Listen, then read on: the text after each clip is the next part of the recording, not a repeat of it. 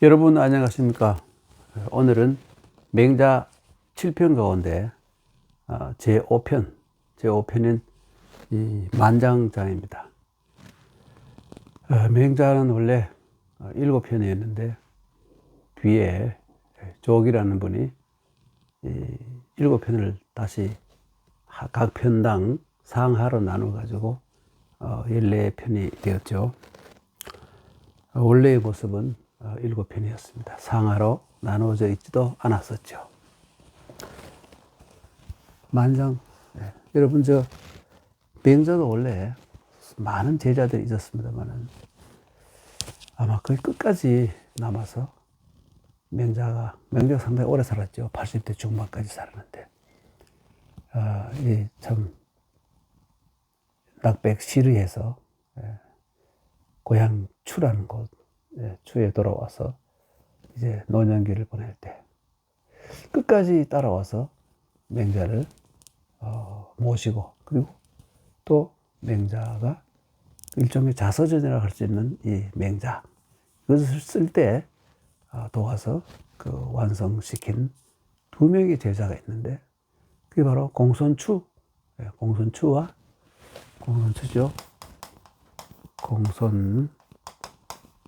공손추와 만장, 두 사람입니다. 공손추와 만장.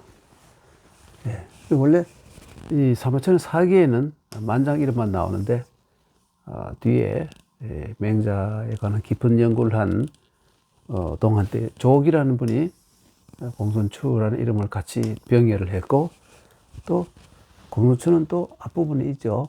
공손추 편이 있지 않습니까? 이 만장 편이고요. 그래서 이 두 분이 맹자를 끝까지 모신 그런 제자였던 걸로 생각이 됩니다. 그리고 이 만장은 중국에 있는 만시, 우리나라에는 만시가 별로 잘 보이지 않습니다만은 중국에는 성이 만시가 많이 있어요. 그 만시의 최초의 만시입니다. 이 만장. 그러니까 뭐 한 2300년 전에 만시가 있었고, 그 후 지금까지도 연결이 되니까 만시라는 성씨도 그 역사가 상당히 오래된 성이라고 할 수 있겠죠. 읽어보겠습니다. 만장이 묻습니다. 순왕우전 호읍우 민천 하위기 호읍이야. 맹자월 원모야. 만장이 이렇게 물었어요. 옛날에 이 순임금이 들판으로 나갔어. 순임금의 고향은 산동이지 않습니까? 산동에는 넓은 들판이 있습니다. 산동에는 큰 산이라고는 태산이 있을 뿐입니다. 그런데 이 산이라 할 때 이 산자는, 산동할 때 산은 산서 지역에 있는, 산서 땅에 있는 태항산이에요. 태행이라 읽지 않고 태항이라 읽습니다. 태항산이고, 태항산의 동쪽에 있는 지역이라고 해서 산동이라고 그러는데, 산동은 대개 들로 이루어져 있고 산이 별로 없습니다. 그런데 산동의 어느 부분에 아주 큰 산 하나가 홀로 우뚝 서 있어요. 그게 태산입니다. 뭐 알고 보면 1550m 정도? 우리나라 백산에 비하면 뭐 높지도 않습니다만은 하여간 평원 지역이었기 때문에, 평지에다가 갑자기 돌출을 했기 때문에 굉장히 높아 보였던 것 같아요. 옛날에 뭐 해발을 잴 그런 기술도 없고 또 그랬지 않습니까? 그래서 태산을 굉장히 큰 산으로 생각한 겁니다. 사실은 한 1500m 밖에 되지 않죠. 해발. 하여간 이 왕우전이라는 것은 뭐냐면, 거기 가면 순임금이 이 역산이라는 곳입니다. 순임금이 특히 이 태산 아래에 있는 조그마한 언덕 같은 역산이라는 곳이 있는데, 여기에서 농사를 지었거든요. 순임금이 지었다는 겁니다. 전설입니다, 여러분. 그래서 이 왕우전이라는 순임금이 이 밭 사이에 가서, 넓은 밭으로 가서 호라는 것은 아주 이 통곡을 하면서 우는 겁니다. 호곡 호곡이라고 하는데요. 호곡. 아주 큰 소리로 막 이 성대가 찌르지라고 막 우는 것이 호곡이고요. 읍은 뭐냐, 울다 보니까 눈물이 줄줄 흘러내릴 거 아닙니까? 예. 이 호흡이 소리치며 눈물을 흘렸다. 어디를 보면서 민천은 뭐냐면 가을 하늘입니다. 예. 가을 하늘을 향해서, 예, 가을 하늘을 향해서 울부짖고 울었다 이겁니다. 순임금이. 예. 하위기 호흡이야. 만장이 묻기를 그런 얘기들이 많이 있는데 왜 어째서 그렇게 호흡을 했습니까? 예? 목청이 찌질하고 울면서 눈물을 흘렸습니까? 이렇게 물은 겁니다. 예. 그러니까 이 호흡 그러면 호곡 그러면 방성대곡. 여러분, 1910년에 나라가 망하자, 예, 조선이 망하자, 이 장지연 선생이 시일야, 오늘 나는 방성대곡한다. 시일야 방성대곡이라는 그 글을 써서 이 황성신문에 실었지 않습니까? 예. 이 호흡이 바로 이 방성대곡하면서 온다, 이런 뜻과 같은 겁니다. 왜 그러느냐? 맹자가 말하기를 원모야, 원모. 예, 원모. 원은 원망이고요. 예, 모는 사모하다, 그리워하다. 우선 원모라는 말을 좀 모아놓고 뒤에 보면 해석이 또 나오기 때문에 그때 가서 원모에 대해서 정확한 이 의미를 정리하기로 하고 넘어가도록 하겠습니다. 예. 만장이 말하기를 부모가 애지, 지라는 것은 이제 대명사로서 자기 이런 말이니까 부모가 자기를 사랑해주면 휘불망, 기뻐하면서 잊어버리면 안 된다. 항상 부모의 은혜에 감사해야 된다, 이런 말이고요. 부모가 나를 또 싫어할 수도 있죠. 이 아들의 행동이 개차반이라든지 부모의 기대에 너무나 어긋나면 미워할 수도 있어요. 예. 그래서 오지 하면 너 이 불은 수고롭지만 일도 시키고 괴롭히고 때리기도 할 거 아닙니까? 경우에 따라서 매질도 할까 합니까? 요즘 매질이 불가능합니다만 옛날에는 당연히 부모가 자식을 매질하는 것이 당연한 일이었죠. 스승이 제자를 매질하는 것도 당연한 일이었고, 이제는 전혀 당연한 일이 아니죠. 그런데 그러니까 이게 힘들고 괴롭더라도 이러란 말이죠.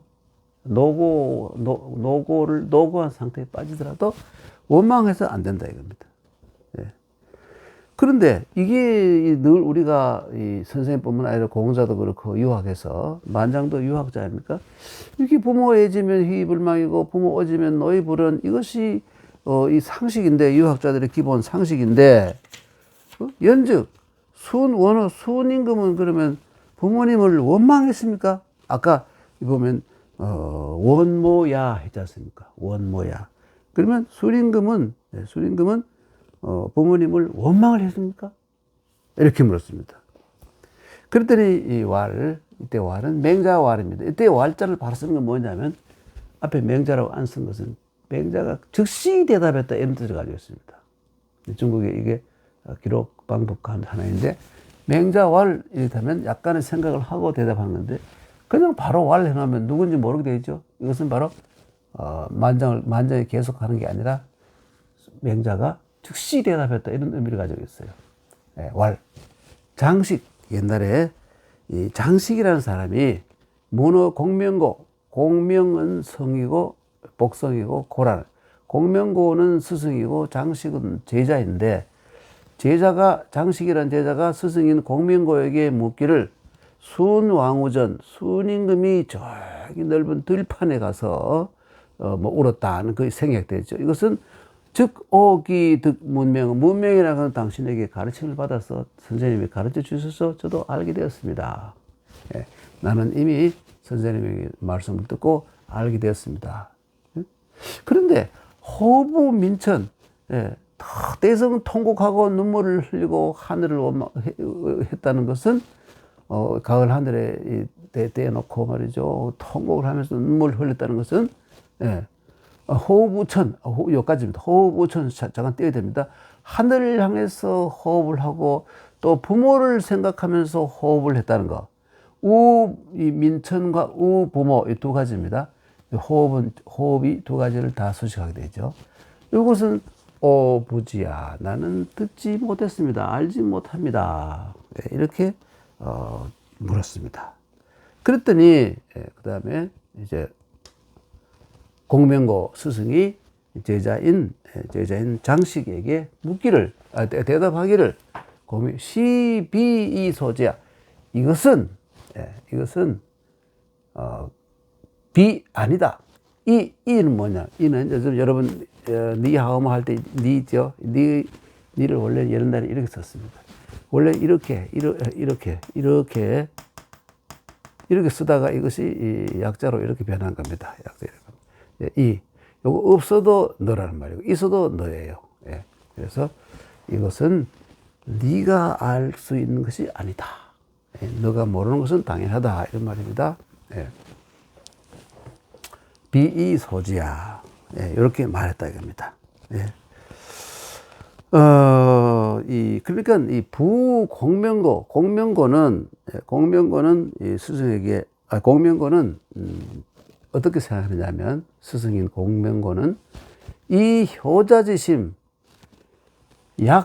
위불략시괄, 예, 비불략시괄, 원모했다 그러니까, 예, 원망을 하고, 부모를 유학에서 원망하면 안 되죠. 부모를 원망이라 그러죠. 원망하고 또 사모했다. 이 두 가지 생각을 같이 가지고 있었다. 이런 말이죠. 그래서 원모, 아까 원모 했지 않습니까? 맨 앞에 맹자월 원모야 이렇게 대답했던 겁니다. 그런데 거기에 대해서 이 얘기를 쭉 하는데 뭐라고 하느냐면, 스승인 누굽니까? 누굽니까? 그 장식의 스승인 공명고는 생각하기를, 효자의 마음, 효자가 마음으로 불약시괄이라는 것은 뭐냐면 안 한 것도 없다. 관심 없어. 난 거기에 대해서 관심이 없어. 예. 그리고 요즘 말로 알게 뭐야 하는 마음. 예. 고약한 말이죠. 효자가, 예. 원망이라는 것은 부모에 대해서 원망의 마음을 가졌다고 이걸 원망으로 생각한다면, 부모에 대해서 약간의 그 반감을 가지고 표현하는 것이 되어버립니다. 그걸 지나치게 되면, 저 영감이 좀, 뭡니까? 노망이 걸렸나? 너무 심하다. 이제부터 내가 알 게 뭐야? 봉해야 이거 나버리고 난 모르겠다. 이런 마음을 가질 수 있다. 이겁니다. 이 불약시괄이라는 것은 요즘 말로 내가 알 게 뭐야? 이런 말이 됩니다. 예. 그러니까 근심 걱정 없이 느긋한 모양. 아버지는 아버지고 나는 나고, 이제 나를 낳았다고 했지만 개체로 독립할 때는 너는 너고 난 나야. 내 관계 없어. 뭐 이런 독한 마음. 이런 독한 마음을 가진 것을 괄이라고 합니다. 아주 나쁜 말이죠. 그러면서 이 괄에 대해서, 여기까지는 괄에 대해서 해석입니다. 예. 그럼 괄을 하게 되면 어떻게 되느냐 하면, 간력경전. 이 당시엔 농업이 위주인 사회였고, 순임금도 역산해서 농사를 지었지 않습니까? 그래서 내가 있는 힘을 다해서 밭을 가라. 이 공자는 원래 이렇게 돼 있지만 이 공자의 가차자예요. 공손하게 위자재, 자식으로서의 직무를 다할 뿐이야. 그리고 내가 농사를 지어가지고 자기를 먹여 살리고, 응? 나를 키워서 거기에 대한 보답으로 농사를 지어가지고 밥 먹여주고, 또 뭐 옷을 짜가지고 옷을 입혀주고, 또 집에 같이 살게 해주고, 의식점을 해결하면 그만이 아니냐. 부모 집으로야. 그런데 부모가 나를 미워한다든지 나를 사랑하지 않는다는 것은 하제, 내가 알 게 뭐예요? 이런 유형의 사람들이 전혀 없다고 할 수는 없죠. 예. 부모는 부모고 나는 나다.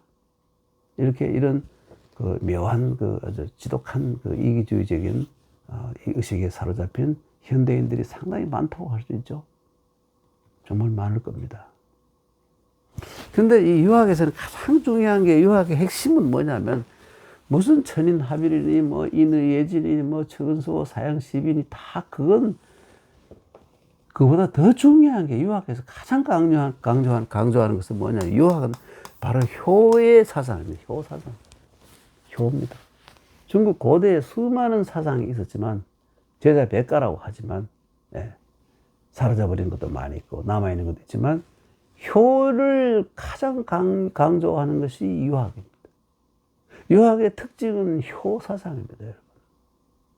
네, 그래서 내가 농사를 열심히 지어가지고 자식으로서의 의무를 다하면 그만인 것이지 부모가 뭐 나를 사랑해주지 않는 거 내가 알 게 뭐야, 내하고 뭔 관계 있어 하재. 네. 이게 바로 괄자의 해석입니다. 괄자의 해석이에요.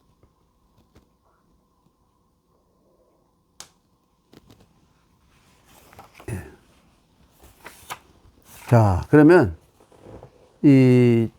계속해서 맹자가 얘기합니다. 제는 요임금입니다. 요임금도 사실은 요나 순이나 다 사실 실제 했는 사람인지 아닌지는 아무런 증거가 없죠. 그 특별한 이것은 뭐냐면 300년 이상을 유지했던 은나라 때, 요수는 은나라 이전이잖아요.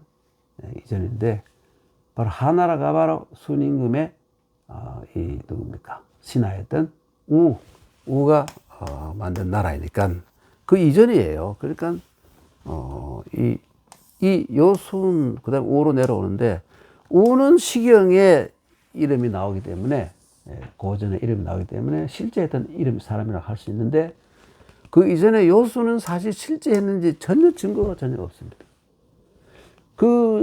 없다고 주장하는 사람들의 핵심적인 주장은 뭐냐면 이전에 이때 은나라 때 탕임금이 은나라에 있지 않습니까? 은나라 300년간에 남아있던 갑골문이 한 10,000조각이 되는데 만조각이 되는데 어느 곳에도 인명으로서 요나 순이 나오지 않는다는 거예요.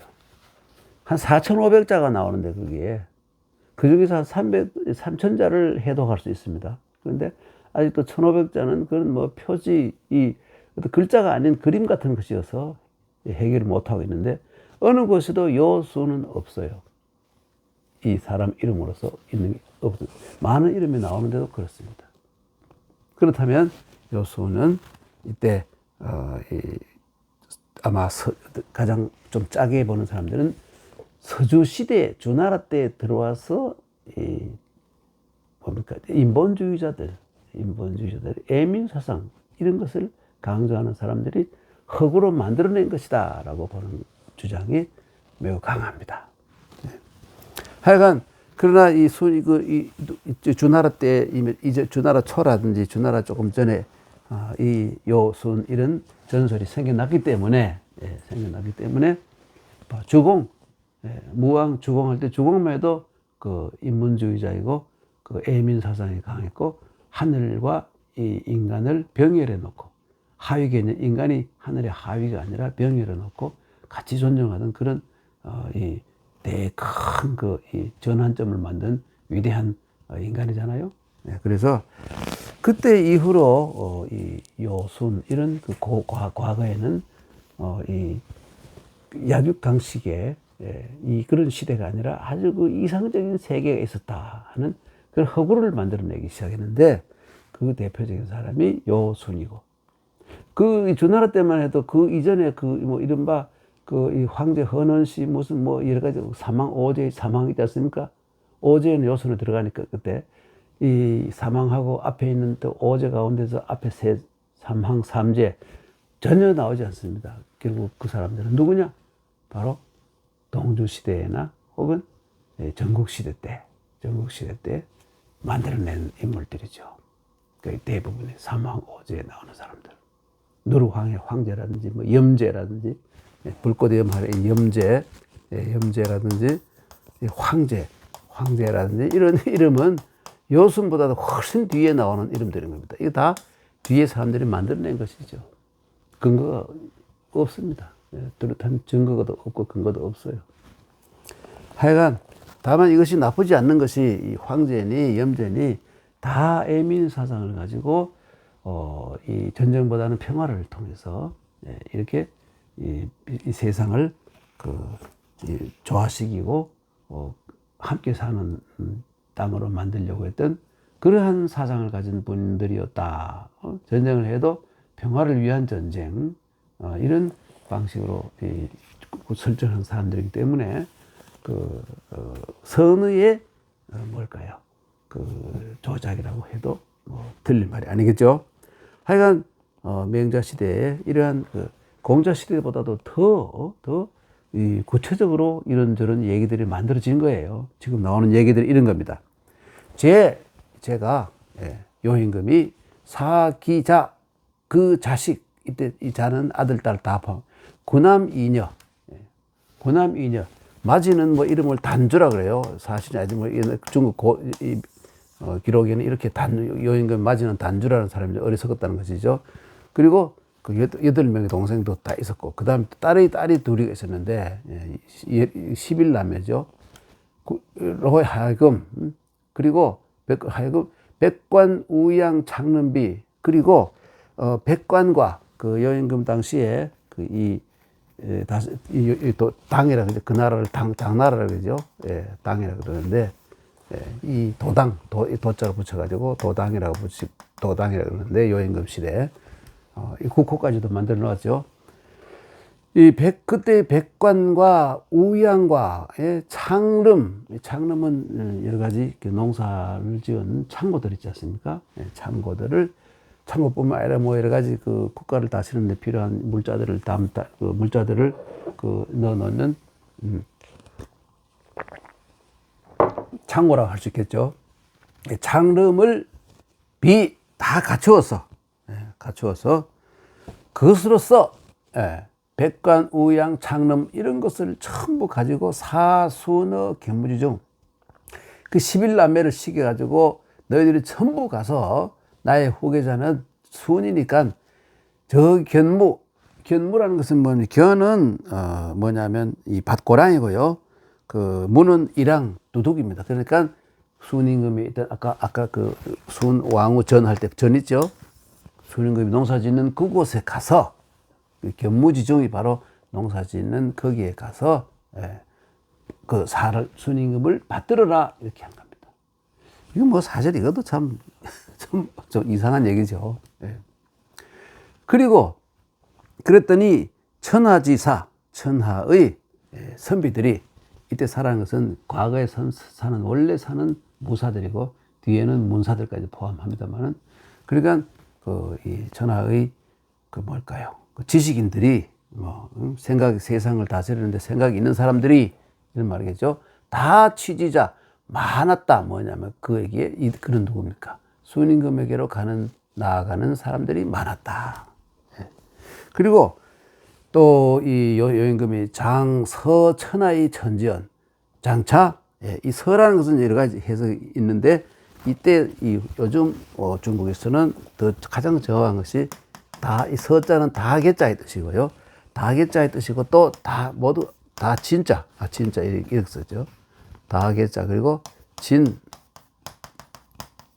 이런 의미를 가지고 있습니다. 이때 서라는 것은요. 서로 상자로만 했습니다만 여기서는 그런 뜻이에요. 그러니까 천하에 있는 모든 사람과 물자와 이런 것을 다 가지고, 천지라는 것은 뭐냐면 주자가 이 여지 그쪽으로 옮겨서 요임금이 있던 수도에서 그쪽으로 옮겨서 순임금에게 다 주어버리려고 했다. 그래서 서 천하의 천지언, 그곳으로 옮겨가게 하기로 했다.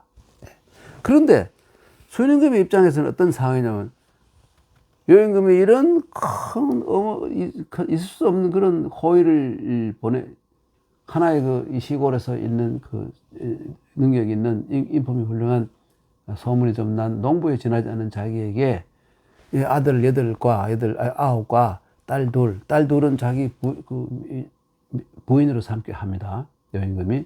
이게 전부 다 이야기죠. 이게 사실 현실성이 별로 없지 않습니까? 그래서 이런 그런 엄청난 참 혜택을 내리는데 수임금 입장에서는 뭐냐, 뭐 때문에 불순의 부모, 불순의 부모라는 것은 뭐냐면 내가 불순한 게 아니라 부모님이 나를 인정해주고 부모님이 나를 사랑해주고 이렇게 하지 않기 때문에 부모님의 그 인정을 받았지 못했기 때문에, 달리 말하면 부모로부터 환심을 사지 못했기 때문에, 응? 여공인, 이 공인이라는 것은 여러분 사공 그래가지고 뭡니까? 환과 고독이지 않습니까? 환과 고독, 사공. 아주 공공한 사람들이 어디로 갈 곳이 없는 것과 같았다. 네. 그러니까 쉽게 받아들이지 못하고 엄청 고민에 빠졌다. 왜? 내가 이 가장 중요한 효도 못 해가지고, 예, 부모에게 지금 불효를 하고 있는데, 수신도 안 되는데 무슨 죄가 치국 평천하 하겠느냐, 이런 말과 마찬가지죠. 받을 수 없었다.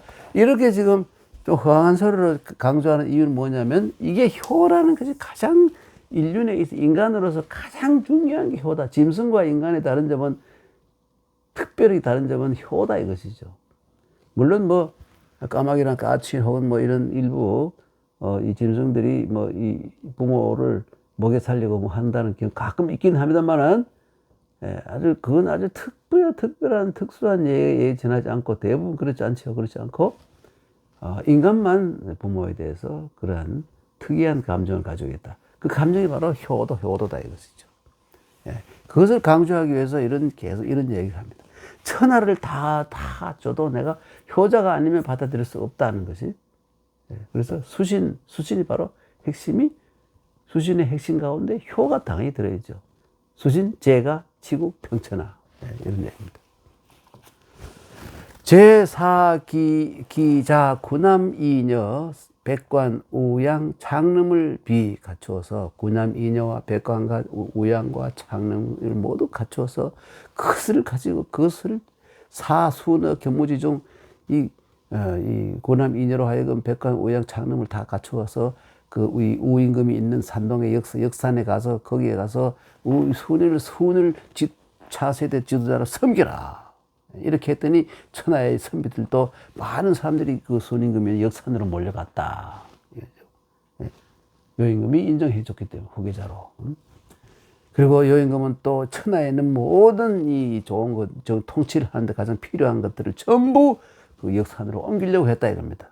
그런데 순임금의 입장에서 본다면 부모의 인정을 아직 못 받았기 때문에 이 마치 정말 환과 고독, 그 고아나 말이죠, 뭐 과부나 그 순임금에 속하는 뭐 환과 고독 가운데 고아 되겠죠. 국민을 갈 데가 없는 것처럼, 돌아갈 곳이 없는 것처럼, 이 귀속할 곳이 없는 것처럼, 의지할 곳이 없는 것과 같았다. 이런 얘기입니다.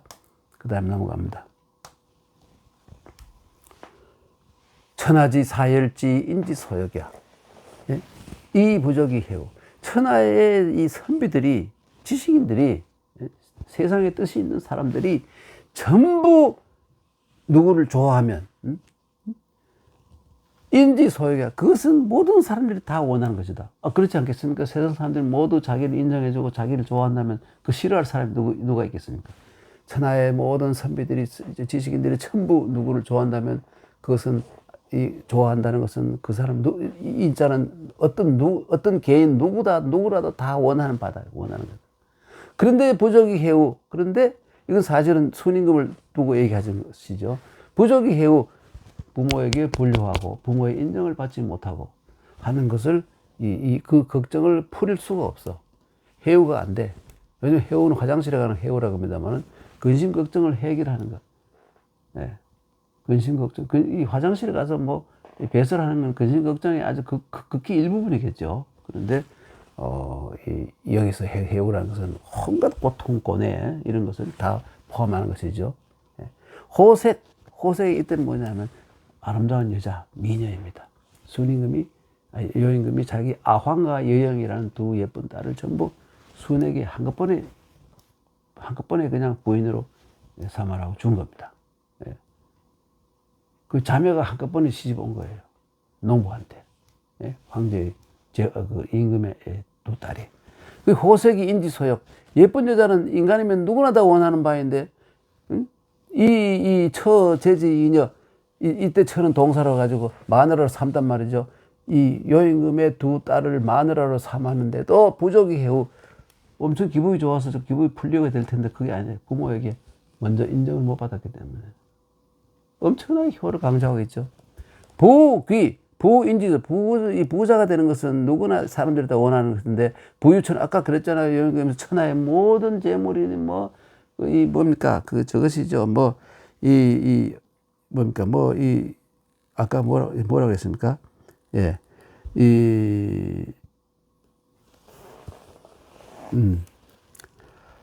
아까 어디 가셨죠? 서천하의 천지라 그러지 않습니까? 온 천하에 있는 모든 것을 순임금에게로 이 역산으로 가져가서 거기서 마음대로 활용하도록 했다. 이렇게 기절이 있었죠. 이렇게 부인지 소역이 천하를 다 가지고 있으면서도 부족이 해우. 자기의 부모에게 대해서 인정받지 못한 것을 풀 수가 없었다 이겁니다. 귀인지 소역, 부귀 똑같은 말인데 귀위 천자. 지금 자기가 천자의 후계자가 돼가지고 곧 천자가 되지 않습니까?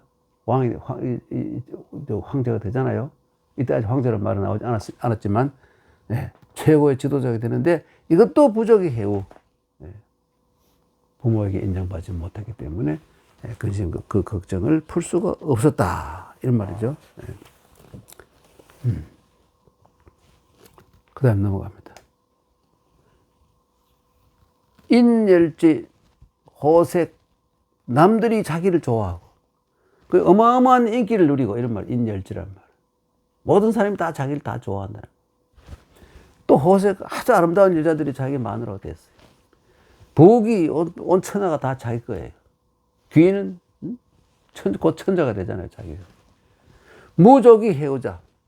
이것들이 전부 하나도 자기 정말 이 걱정을 풀 수 없는 것은, 어떤 것도 충분히 자기의 고통, 괴로움을 풀 수 없는 것은 뭐냐면, 유순어 부모, 예, 가해요. 오직, 이때 순이라는 건 뭐냐면, 부모의 인정을 받다.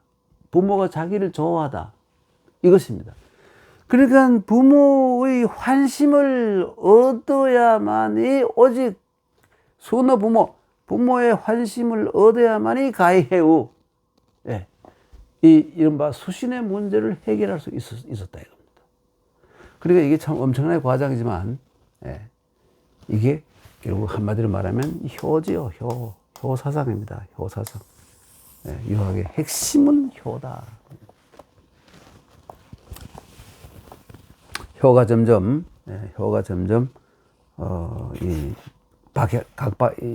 관심이 없어지고 하는 이 참 비정한 시대에 유학의 가치는 이런 데서도 드러난다고 할 수 있습니다. 예. 제가 할아버지가 되고 외할아버지가 되어서 보니까 아주 어린 애들을 키우는 딸과 아들이 키우는데 너무나 고생을 많이 하는 것 같아요. 예. 그래서 요즘은 더욱더 우리 부모님께서 우리를 키울 때 어떻게 하셨던가, 조건도 좋지도 않았던 그런 시절에 이걸 생각하면 참 뼈저리게 효라는 것이 어떤 의미를 가지고 있는 것인지 다가옵니다. 네. 부모가 되어봐야, 그리고 이 손자나 손녀를 두어봐야 그 의미를 확실히 효의 의미를 알 수 있다는 것을 얘기하는 겁니다. 효는 반드시 부모에게만 하는 게 아니라 조부, 조모, 또 살아계신다면 정조부, 정전부 다 효의 대상입니다. 자, 그럼 넘어갑니다. 예, 넘어가서. 인소, 사람이 어렸을 때, 부모, 모두 부모를 사모한다. 그리워한다. 아까 원모 그랬었으니까.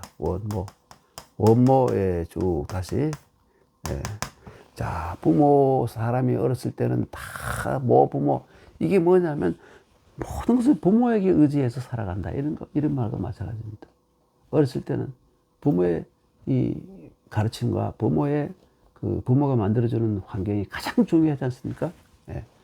부모, 지호색이라는 이 연애할 나이가 되어가지고 이제 이제 여자를 알라게 되면 모소해, 한 소해라 가서 예쁜 여자, 나이 야릇야릇하고 낭창낭창하고 어린 예쁜 여자를 다 사모하게 된다.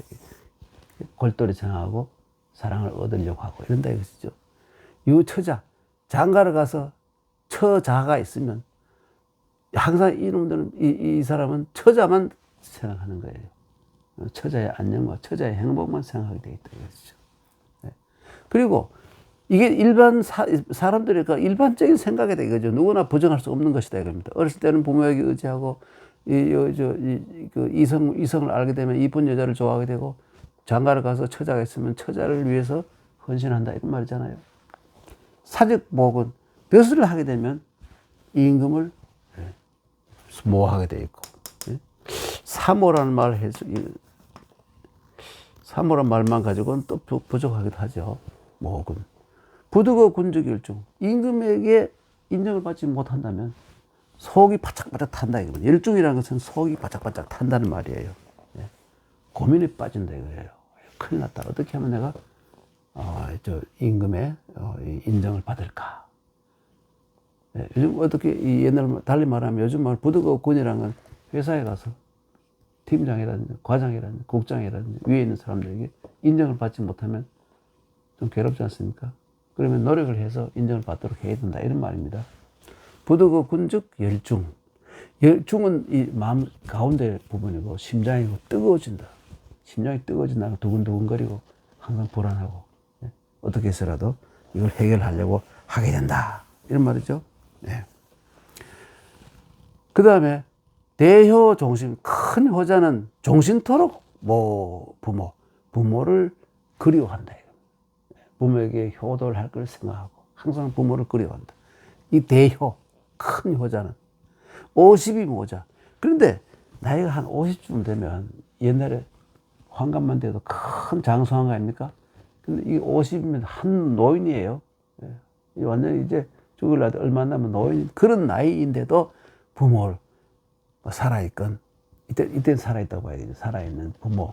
이제는 더 이상 움직이지도 못하고, 활동력도 없고, 자기에게 아무런 도움이 되지 않는 부모를 늘 생각하고, 그리워하고, 위하고, 존중하고, 존경하고, 이렇게 하는 사람은 이때 이 맹자, 내가 순에게서 그것을 보았다. 내가 보기엔 순보다 이 세상에서 순임금보다도 더 효자는 나는 보지 못했다. 이렇게 해서 맹자의 이 말 때문에 순임금은 중국에서 수천 년 동안, 지금도 그렇습니다, 효자의 상징이 됐습니다. 효자의 상징, 이 순임금입니다.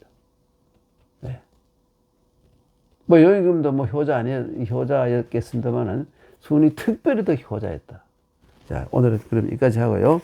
다음 시간부터는 순임금이 구체적으로 어떻게 효도를 했는가, 어떻게 해서 순임금이 효자로서 이 세상에 영원히 큰 이름을 남기게 되었는가에 대해서 설명하는 부분이 다음부터 나옵니다. 오늘은 여기까지 하고 다음 시간에 뵙도록 하겠습니다. 여러분, 부모가 안 계시면 효도할 수가 없죠.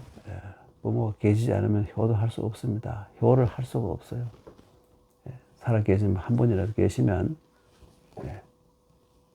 있는 힘을 다해서 효도를 해야 하지 않을까 생각이 됩니다. 여러분, 다음 시간에 뵙겠습니다. 안녕히 계십시오.